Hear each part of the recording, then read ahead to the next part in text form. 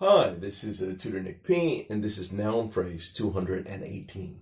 The noun phrase today is easy pickings. Okay, let's take a look at the board here. Somebody wants a screenshot, right? Let's get right to it. All right, easy pickings is always a plural noun. So you can't just say like somebody is an easy picking. It always has to be easy pickings, or something is easy pickings. If we say that something is easy pickings, it means that something is easy to obtain or get and is often used with something that is easy to steal. Okay. If we say that a person is easy pickings, it means he or she is easy to persuade or influence to do something, and by extension, probably take advantage of or steal from. Okay, let's go on. The origin of this term goes back to the 1500s and is directly related to pickpockets and thieves. Okay. Remember, a pickpocket picks somebody's pocket. So this is where the idea of pick comes from. Some people might also think of pick as in the sense of like low-lying fruit that's easy to get, that, because we also say that we pick fruit too.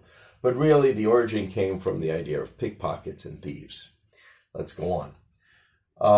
If someone is considered an easy target, he or she is considered to be easy to steal from.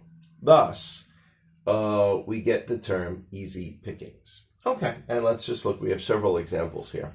Here's the first one. If you wear a fanny pack, you will be easy pickings for a pickpocket. Yeah, a fanny pack. Remember, that's like a money belt, like a big money belt, but you didn't wear it in the front. You wore it in the back. And I remember, like in the early 2000s, that was very fashionable in Asia. And I always used to think, and sometimes I'd warn students, if you go to the West, or really any country that's famous for pickpockets, it's so easy for a pickpocket to rob you if your money belt is from behind. They didn't even lock it up or anything. So if you do that, if you wore a fanny pack, remember it was called a fanny pack because fanny, at least in American English, that's another slang name for like your butt too. I think I covered fanny too, because remember there's a different meaning for fanny in American English and British English. If you want, you can check out that video. But anyway, let me continue here. In the movie Wedding Crashers, the two main characters used to crash weddings because they thought the single women attending would be easy pickings. All right, let's cover a couple of things here. Well, first, usually we use crash with a party. If you crash a party, it means that you went to a party that you were not invited to. You just showed up there. Nobody asked you to come to that party. Now, normally we don't say wedding crashers, but maybe after this movie, maybe it happens more often. I don't know. But if you did crash a wedding, again, it would mean the same idea. A wedding is really a type of a party. So it means that you attended this wedding or the wedding reception, the party after the wedding, and you weren't one of the invited guests. You just went there. So that's a wedding crasher. All right. So, of course, these were two guys.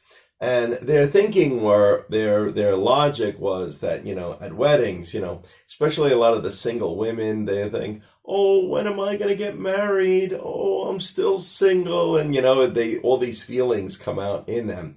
And they think that they are easy to take advantage of, easy to pick up and, maybe have some sexual relations with them or something like that. In that sense, they thought they were easy pickings. Okay, good. And we often hear it used this way, too.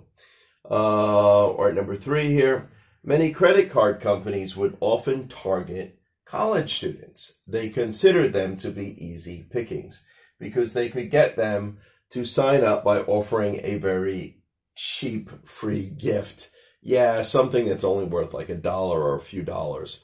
And they get them to sign up. And, many college students also often have not learned how to control their spending. So they may use that credit card a lot. And credit card companies know that if students get into financial trouble, most parents will bail them out. Because, well, first of all, they probably have enough money to send them to college.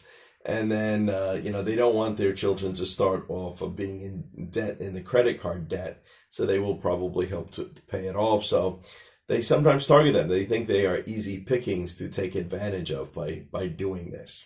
Okay, anyway, I hope you got it. I hope you got a better feel for this phrase. Thank you for your time. Bye-bye.